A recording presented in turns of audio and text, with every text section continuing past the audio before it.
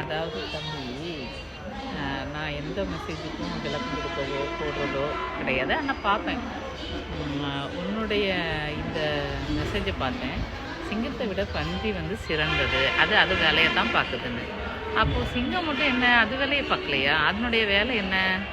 சிங்கம் அடுத்த மிருகங்களை அடித்து சாப்பிட்றது தான் அதனோட வேலை. இயல்பான ஒரு படைப்பு.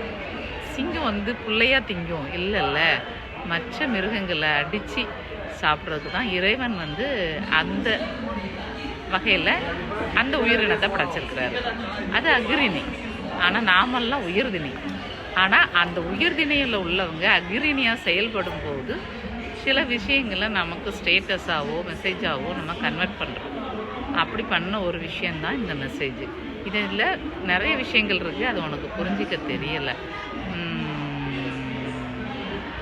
என்னதான் இருந்தாலும் அது வந்து நான் என்ன சொல்கிறேன்னா, ஒரு மனிதன் தன்னிலையே மறந்து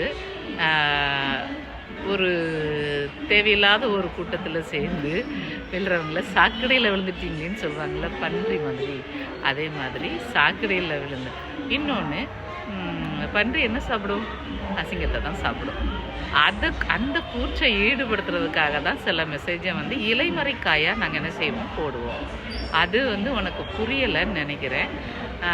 சரி, பரவாயில்ல, நீ இதுக்கு மாதிரி தெரிஞ்சுப்பேன்னு நினைக்கிறேன்.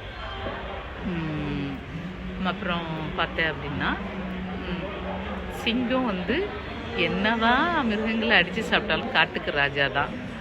சரியா? அதே மாதிரி தான் நீ என்ன தான் பண்ணிட்டு போ, நீ போய் சாக்கடையில் உருளு, அந்த கூட்டத்தோட கூத்தடி, என்னமும் பண்ணு. ஆனால் நான் சிங்கத்தை போல் கெத்தாக தான் இருப்பேன் அப்படிங்கிறது தான் இதனுடைய